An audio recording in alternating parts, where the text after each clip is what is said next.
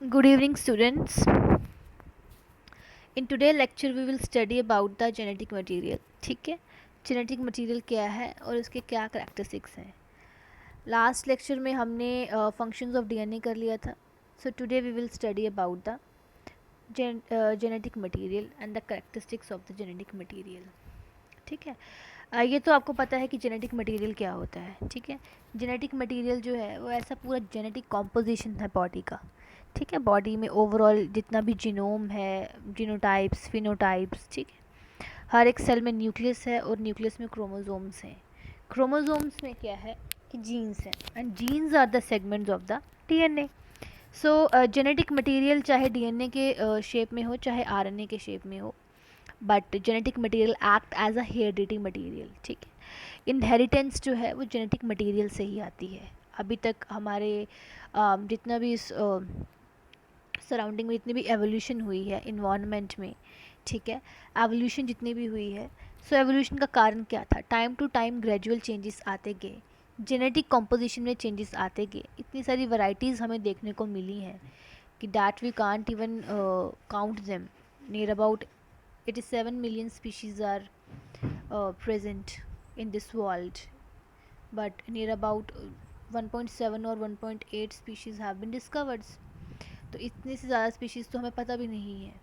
सो ये जो वेराइटी है, जो वेरिएशन है, ये जितनी भी जो चेंजेस हैं, ये किस तरह से कंपोज होते हैं? ये चेंजेस आते हैं क्रोमोसोम्स में, ये चेंजेस आते हैं जीन्स में. जीन्स की अबनॉर्मलिटी हो सकती है, उनकी म्यूटेशन हो सकती है, उनका चेंज हो सकता है. समटाइम्स वो चेंज बेहतरी के लिए होता है, समटाइम्स वो चेंज ड्रास्टिक इफ़ेक्ट लेके आता है कि उसका काफ़ी ज़्यादा नुकसान उठाना पड़ता है, क्या एक ऑर्गेनिज़म को, क्या एक पूरे वर्ल्ड को, ठीक है, पूरी इंसान जाति को. जिस तरह से अभी ये जो वायरस फैला हुआ है, पैंडमिक है, ये अपने स्ट्रेन्स चेंज कर रहा है, म्यूटेशन चेंज कर रहा है. चाहे ये बायोलॉजिकल वेपन है, मैन मेड है वायरस, चाहे ये नेचुरली एग्जिस्ट हुआ है, बट इसमें चेंजेस आए हैं. अगर ये मैन मेड है तो स्पेशली इसका स्ट्रेन चूज़ करके बनाया गया है कि इस स्ट्रेन का वायरस ऐसे तबाही क्रिएट कर सकता है. So we have to mutate the genes, we have to change the whole genetic concept. Genetic material, heredity material, DNA और RNA. Virus is composed of RNA. और अगर ये नेचुरली आया है, सो नेचर में कुछ ना कुछ ऐसा हुआ है कि जिसकी वजह से उसके जेनेटिक कंपोजिशन में चेंज आया है. और जेनेटिक कंपोजिशन में चेंज आए तो ओवरऑल चेंज आ जाता है और फिर इसी तरह से तबाही होती है. सो जेनेटिक मटेरियल जो है वो बहुत रोल प्ले करता है एक आम जिंदगी में, एक बॉडी में, और इस पूरे अगर हम वर्ल्ड की बात की जाए तो ये ऐसा मटेरियल है, जेनेटिक मटेरियल, आरएनए हो चाहे डीएनए हो, हर ऑर्गेनिज्म में प्रेजेंट रहता है, चाहे वो यूकैरियोट हो चाहे वो प्रोकैरियोट हो. हाँ, प्रोकैरियोट्स में डीएनए नहीं इतना प्रेजेंट रहता. प्रोकैरियोट्स में जैसे कि मेनली जैसे वायरसेस हैं, उनमें क्या होगा कि मेनली आरएनए प्रेजेंट रहेगा. कुछ प्रोकैरियोट्स में डीएनए हो सकता है, जैसे बैक्टीरिया में डीएनए होगा. सो इस तरह से क्या होता है कि चाहे डीएनए हो चाहे आरएनए हो, दोनों ही जेनेटिक मटेरियल हैं एंड एज हेरिडिटी एक्ट करते हैं. ठीक है, वही आगे ट्रांसफ़र करते हैं material. They replicate, duplicate the genome. Cell divide ही इसलिए होता है कि अपने जीनोम को डुप्लीकेट कर सके. ठीक है, और ये जेनेटिक मटेरियल जो है, चाहे अब वो जैसा भी जेनेटिक मटेरियल हो, कुछ पॉजिटिव पॉइंट्स में है, कुछ नेगेटिव पॉइंट्स में है, और रेप्लिकेट तो होगा ही होगा, क्योंकि डीएनए और आरएनए में एक खासियत है दैट दे रेप्लिकेट देमसेल्व्स. ठीक है, वो डुप्लीकेट होते हैं, अपनी कार्बन कॉपीज़ प्रोड्यूस करते हैं. डीएनए का नेचर है that it is semi conservative in nature. ठीक है, इसका एक strand it is consist of double helix structure. ठीक है, डबल हेलिक्स स्ट्रक्चर होता है. Polynucleotides, two polynucleotides combine in such a manner that they create a double helix. जिस तरह रस्सी का स्ट्रक्चर होता है ना, एक रोप का स्ट्रक्चर होता है, तो वैसे उस टाइप का है. सो जेनेटिक मटेरियल जो है वो हमेशा कोडेड फॉर्म में होना चाहिए एंड ताकि वो और जीन्स के साथ एसोसिएटेड होना चाहिए. ठीक है, ये करैक्टरिस्टिक्स हैं जेनेटिक मटेरियल की. हम आज यही डिस्कस करने वाले हैं. जेनेटिक मटेरियल जो है वो ईजिली एंड इक्वली डिस्ट्रीब्यूटेड होना चाहिए हर एक सेल में, क्योंकि सेल डिवाइड होने से पहले ही न्यूक्लियस डिवाइड करता है, और हर एक जितना भी जो सेल डिवाइड हो रहे हैं फिर न्यूक्लियस डिवाइड करेगा और हर एक में क्रोमोसोम्स इक्वली जाते हैं. ठीक है, दे गेट अरेंज्ड इक्वली, और जितना भी न्यूक्लियर मटेरियल है वो इक्वली अरेंज्ड होता है, फिर साइटोप्लाज्म इक्वली अरेंज्ड होगा, फिर न्यू सेल्स की फॉर्मेशन हो जाती है, ठीक है। और ऐसा होना चाहिए कि जो जेनेटिक मटेरियल है, मेनली तो दो ही जेनेटिक मटेरियल हैं, DNA and RNA, they are the nucleic acids. DNA stands for DNA stands for deoxyribose nucleic acid and RNA stands for ribose nucleic acid, ठीक है। उन्हें रेप्लिकेट करने की उनमें क्षमता होनी चाहिए, इतनी कैपेबिलिटी होनी चाहिए that they can replicate and produce their carbon copies, ताकि आगे जनरेशन टू जनरेशन ये कॉपीज़ जाती जाएँ, हेरिडिटी फैलती जाए, ठीक है। Transmission of characters matters most. आपने क्या इनहेरिट किया है अपने पेरेंट्स से, क्या आपके पास वो करेक्टर्स आए हैं, कैसे आए हैं, इनहेरिटेंस है, कोई ऐसा फैक्टर है जो आगे पीढ़ी दर पीढ़ी चलता जा रहा है, वो आपके जीन्स हैं जिनमें डीएनए कोडेड है। सभी सेल्स में प्रेजेंट होना चाहिए genetic material, it should be in all the cells, and quantity wise हो चाहे क्वालिटी वाइज हो, ये सब में इक्वली डिस्ट्रीब्यूटेड होना चाहिए, ठीक है। जितना भी जो रेप्लिकेटेड मटेरियल है, जेनेटिक मटेरियल है, वो जनरेशन टू जनरेशन भी इक्वली डिस्ट्रीब्यूट होना चाहिए, एक्सप्रेशन उसका शो होना चाहिए, और जेनेटिक मटेरियल जो है वो अपने आप को एक्सप्रेस कर सके, ठीक है। कुछ ऐसे सिस्टम्स या बायोकेमिकल्स के थ्रू अपने आप को एक्सप्रेसिव हो अपने नेचर में, ठीक है, दबा हुआ ना हो, एक्सप्रेसिव हो, शो कर सके। और कुछ ऐसा सिस्टम होना चाहिए, अंदरूनी सिस्टम ऐसा होना चाहिए कि जितना भी जेनेटिक मटेरियल का जो फंक्शन है, या जितने भी जो जीन्स हैं, वो इस तरह से कैपेबल हों कि जितने भी डिफरेंट पार्ट्स हैं ऑर्गेनिजम्स के, उनके पास उनका स्पेसिफिक साइज, स्ट्रक्चर और फंक्शंस होना चाहिए, ठीक है। जितना भी स्ट्रक्चर साइज है, specific structures, functions, body organs, ठीक है, हर एक में क्या है कि जेनेटिक कंट्रोल एक तरह से होना चाहिए, ठीक है। जेनेटिक मटेरियल कंट्रोल होना चाहिए मेटाबॉलिज्म पे, सेलुलर मेटाबॉलिज्म पे, जितने भी ऑर्गन्स की फिजियोलॉजी है उन पे, क्योंकि अगर कंट्रोल नहीं होगा जेनेटिक मटेरियल का, या जीन्स इस तरह से एक्सप्रेसिबल नहीं होंगे, तो system will not work properly, ठीक है। और इस तरह से ये एक तरह से एक ऐसा एक्सप्रेशन शो करते हैं जो कि बायोलॉजिकल क्लॉक्स को सॉर्ट करने में उनका काफ़ी रोल रहता है। जैसे कि जेनेटिक मटेरियल ही है जो, मतलब बहुत सारे ऐसे हैं कि जैसे जुवेनाइल स्टेट आती है, फिर मैच्योर स्टेट आती है, सेक्सुअल मैच्योरिटी आएगी, फिर एजिंग आती है, बुढ़ापा आता है, ठीक है। कैसे डेवलप, एक एम्ब्रियो की कैसे फीटस की डेवलपमेंट होती है, फिर कैसे इन्फेंट स्टेज आती है, तो ये सब कुछ जितने भी एक्सप्रेशंस हैं, जीन्स हैं, ये सब कुछ किसके अंडर कंट्रोल है, ये अंडर कंट्रोल है जेनेटिक मटेरियल की। और बहुत सारे ऐसे चेंजेस कई बार आ जाते हैं, ना चाहते हुए भी ऐसे चेंजेस आ जाते हैं, कुछ इन्वायरमेंट में कुछ ऐसे चेंजेस आ जाएंगे, कुछ ऐसे ग्रेजुअल चेंजेस आ जाएंगे एवोल्यूशन की वजह से, या कई बार ऑर्गेनिज्म अपने परिस्थितियों से लड़ते हुए कुछ ऐसी चीज़ों को अडाप्ट कर देता है कि उसमें एक नई क्षमता मतलब उत्पन्न हो जाती है, एक तरह से एक नई क्षमता सी उसके अंदर आ जाएगी। कई बार जैसे हमने सुना हुआ कि सर्वाइवल ऑफ द फिटेस्ट, ठीक है, या फॉर्च्यून फेवर्स द ब्रेव, ऐसी हमने बातें सुनी हुई हैं कि भाई जो डर गया सो मर गया। सो वही बात है कि जो इंसान लड़ सकता है, चाहे वो परिस्थितियाँ हों, इन्वायरमेंट फैक्टर्स हों, कैसी भी सिचुएशंस हो, उससे लड़ सके, वही आगे बढ़ सकता है। और इसी से क्या होता है कि अडेप्टेबिलिटी आ सकती है, जो अडेप्ट कर सके इस चेंजिंग इन्वायरमेंट को, नेचर को अडेप्ट कर सके। जिस तरह इस कोरोना वायरस में कितने सारे लोगों की डेथ हुई है, अगर हम स्टार्टिंग से देखें, जब ये पैंडमिक आया था तब से कितने सारे लोगों की मतलब डेथ्स हो रही हैं, द लॉस्ट लाइव्स, ठीक है। उसके बाद कितने सारे ऐसे लोग भी हैं जो ठीक होकर घर भी आए हैं, कितने सारे ऐसे लोग हैं जिन्हें कोरोना ने, मीन्स एक तरह से कोरोना छू भी नहीं पाया, ठीक है। और कितने सारे ऐसे लोग हैं जो बीमारियों से उस बीमारियों से ग्रस्त हुए, फिर थोड़ा ज़्यादा बीमार हो गए, फिर वापस आ गए। इस तरह से क्या होता है कि एक इम्यून सिस्टम जो है जब इंटरैक्ट करता है, कुछ ऐसे चेंजेस प्रोड्यूस हो जाते हैं, अडेप्टेबिलिटी प्रोड्यूस्ड होती है, ठीक है। नेचर सेलेक्ट करता है कि इस प्रिवेलिंग इन्वायरमेंट में कौन सा ऑर्गेनिज्म अडेप्टेबल है, सो वो सर्वाइव कर सकता है, survival of the fittest. So changes आते रहते हैं जीन्स में, जिस तरह से म्यूटेशंस भी हो सकती हैं, कुछ चीज़ ऐड हो सकती है, डिलीट हो सकती है, थोड़ी उल्टी पुल्टी हो सकती है, ठीक है। सो कई और इस तरह करते करते कई बार क्या होता है कि चेंजेस वो परमानेंट चेंजेस बन जाते हैं और वो इंसान में रह जाते हैं, इनबॉर्न नहीं आए। कुछ ऐसे फैक्टर्स होते हैं जेनेटिक मटेरियल इस तरह से कि इनबॉर्न है, इनहेरिट है, हेरिडिटी है ये। और कुछ क्या होता है बाद में चेंजेस की वजह से प्रोड्यूस हो जाते हैं और फिर आगे जाके जब उनकी जनरेशन आती है तो वो उनमें भी वो एक्सप्रेस हो जाते हैं। सो इसलिए चेंजेस जो हैं वो जेनेटिक मटेरियल में वो भी ज़रूरी हैं। एक जेनेटिक मटेरियल की ये भी करेक्टरिस्टिक होना चाहिए, खासियत होनी चाहिए कि उसमें म्यूटेशंस होती रहे, चेंज आता रहे, एवोल्यूशन होती रहे, ताकि नई नई चीज़ें, न्यू न्यू वेराइटीज़ प्रोड्यूस हों। ठीक है, एक अलग तरह की ऊर्जा का निर्माण हो। और इस तरीके से क्या होता है, अडाप्टेबिलिटी आती है, रहने में, अडाप्टेशन में पता चलता है।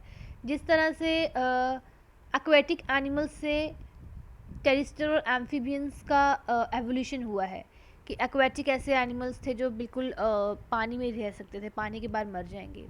फिर एक ऐसे एनिमल्स आए जो पानी के बाहर भी जीवित रह सकते हैं। ठीक है, मतलब कि पानी के बाहर भी रह सकते हैं और पानी के अंदर भी रह सकते हैं, दोनों जगह पर रह सकते हैं। फिर कुछ ऐसे एनिमल्स हैं कि वो टोटली टेरेस्ट्रियल हैं, अगर वो पानी में जाएंगे तो वो मर जाएंगे। ठीक है, सो ये क्या है, चेंजेस हैं, अडेप्टेबिलिटी है, एवोल्यूशन है। यही चीज़ जेनेटिक, ये सब कुछ जेनेटिक कॉम्पोजिशन ही है। ये जीन्स कैसे आपको म्यूटेट कर रहे हैं, कैसे आपको प्रिवेलिंग एनवायरनमेंट में कर रहे हैं, ये हमें नहीं पता चलता, बट हमारे अंदर जेनेटिक मटेरियल चेंज होता है, उससे पता चलता है। एक बैक्टीरिया है, उसके अंदर भी जेनेटिक मटेरियल है। एक हम हैं humans, the most complexed and the advanced organisms, हमारा भी जेनेटिक मटेरियल है। पर कितना डिफरेंस है जेनेटिक मटेरियल में, there is a lot of difference. हमारा linear double standard helix structure है डीएनए का, they are circular in structure, कोई डबल स्टैंडर्ड नहीं प्रेजेंट है। तो कितना फ़र्क आ जाता है यहाँ पे। उसी तरह हम भी उसी जो पहले जहाँ से लाइफ शुरू हुई थी, लाइफ स्टार्टेड फ्रॉम सी, उसी एक पहले ऑर्गेनिज्म से निकले हुए हैं हम भी, है ना।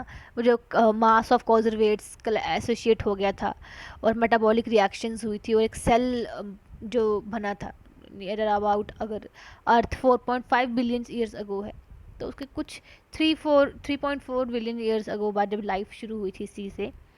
सो इस चीज़ से आप इमेजिन कर सकते हैं कि किस तरह चेंज आया है जेनेटिक कॉम्पोजिशन में। और ये पूरा जेनेटिक कॉम्पोजिशन पे ही डिपेंड है कि आज हमारा जो भी रंग रूप है, we human beings, homo sapiens, the most evolve species. ठीक है, सो और जेनेटिक मटेरियल क्या होना चाहिए, स्टेबल होना चाहिए, स्थिर होना चाहिए अपनी केमिकल स्टेट में भी और फिजिकल स्टेट में भी। ठीक है, और जेनेटिक मटेरियल क्या होना चाहिए, जितने भी जैसे हमने मेंडल्स के फैक्टर्स पढ़े थे, करेक्टर्स पढ़े थे, उनको भी अपना फॉलो करे या उनमें भी अपना प्रभाव शो करवाए, ऐसा भी होना चाहिए जेनेटिक मटेरियल। और अगर हम डीएनए की बात करें कि DNA as a genetic material कैसे एक्ट करेगा, सो डीएनए नियर अबाउट हम सबको पता है कि हर सेल में न्यूक्लियस तो होता ही है। अगर जिस सेल में न्यूक्लियस नहीं होगा तो वो सेल मर जाएगा। ठीक है, जैसे कि जो आरबीसीज होते हैं, हमारे रेड ब्लड सेल्स होते हैं, जैसे ही वो मैच्योर होते हैं उनका न्यूक्लियस डाई ऑफ हो जाता है, मर जाता है, and cells also become dead. और इसलिए हर 120 दिनों के बाद न्यू आरबीसीज बनते हैं। Their life span is only for 120 days. ठीक है, इस तरह से कहते हैं ना, खून बनता रहता है। सो क्या है कि जेनेटिक हर एक सेल में न्यूक्लियस होना ज़रूरी है, जिसमें अंदर क्या होगा कि जेनेटिक मटेरियल होगा, और जो कि जितने भी फिजियोलॉजिकल प्रोसेसेस हैं, मॉर्फोलॉजिकल प्रोसेसेस हैं, हेरिडिटी है, इनहेरिटेंस है, करेक्टर्स का ट्रांसमिट होना, ट्रांसमिशन ऑफ जीन्स, ये सब जो कंट्रोल कर सके।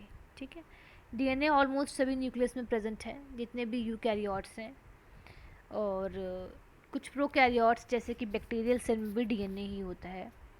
और डीएनए एज जेनेटिक मटेरियल, इतनी क्षमता इसमें होनी चाहिए कि ये रेप्लिकेशन शो कर सके। ठीक है, ताकि ओरिजिनल कॉपीज़ बना सके। ठीक है, जैसा ओरिजिनल स्ट्रक्चर है वैसी ही कॉपीज़ बना सके ढेर सारी, ताकि आगे जाके जनरेशन टू जनरेशन ये डिस्ट्रीब्यूट होती रहे। हमारे पास क्या है, हमारे पेरेंट्स का ही जितना भी जीनोटाइप है वो हमारे अंदर है। ठीक है, और हमारे पेरेंट्स का कहाँ से आया, उनके पेरेंट्स से। तो ये डीएनए ही है जो इन्फॉर्मेशन कोड करके रखता है। DNA and is associated proteins, histone proteins, जो क्रोमोसोम में इंफॉर्मेशन कोड करके रखते हैं और generation to generation pass on होते रहते हैं। कुछ ऐसे डिजीज़ होते हैं, जेनेटिक डिजीज़, जो अगर पेरेंट्स में प्रेजेंट होंगे तो बच्चों में भी प्रेजेंट हो जाते हैं। समटाइम्स ऐसा इफ़ेक्ट भी आ जाता है, ठीक है। सो ऐसे जेनेटिक डिजीज़ ज़रूरी है कि वो अपना रंग दिखा सकते हैं। डीएनए जो है वो हमेशा सेल से पहले रेप्लिकेट करेगा, ठीक है। सेल से पहले डिवाइड होगा एंड इक्वली डिस्ट्रीब्यूटेड होगा, और इसके पास इतनी क्षमता होती है कि सेल के स्ट्रक्चर को, सेल के फंक्शन को कंट्रोल कर सके। जितने भी प्रोसेसेस हैं, ट्रांसक्रिप्शन, ट्रांसलेशन, ये सब उसके अंडर होने चाहिए, ठीक है। सो डीएनए जो है वो as a strong heredity material consider किया जाता है, और डीएनए के जितने भी पार्ट्स हैं उन्हें हम डिप्रेस्ड या रिप्रेस्ड फिर से कर सकते हैं मेटाबॉलिक रिक्वायरमेंट के हिसाब से। DNA as a genetic material काफ़ी ज़्यादा वेरिएशंस भी शो करता है, क्योंकि न्यूक्लियोटाइड सीक्वेंसेस में, लेंथ में, ठीक है, बहुत सारे चेंजेस आ जाते हैं। कई बार आ जाते हैं, ऐसी बात नहीं है, म्यूटेशंस हो जाती हैं, चेंजेस आ जाते हैं, जिसकी वजह से वो काफ़ी ज़्यादा वेरिएशंस शो करते हैं, ठीक है। डीएनए का एक बहुत ही खासियत है, एक ख़ास सिस्टम है कि इसके पास रिपेयर पावर, हीलिंग पावर बहुत ज़बरदस्त है, ठीक है। So it has a very good system of repairing. And जैसे ही जितने भी डीएनए, जब डिफरेंशियल एक्टिवेशन होती है डीएनए की, सो उससे क्या होता है, वैसे जीन्स प्रोड्यूस होते हैं जो क्या करते हैं, सेल की डिफ्रेंसिएशन में हेल्प करते हैं। जैसे सेल से टिश्यू बन जाएगा, टिश्यू से ऑर्गन बन जाएंगे, ऑर्गन से जितने भी वेरियस कंपोनेंट्स बन सकते हैं, मतलब मल्टी सेलुलर बॉडी के, ठीक है। तभी तो कहते हैं यूनिसेलुलर ऑर्गेनिजम्स कहाँ से अराइज हैं, मल्टी सेलुलर ऑर्गेनिजम्स से।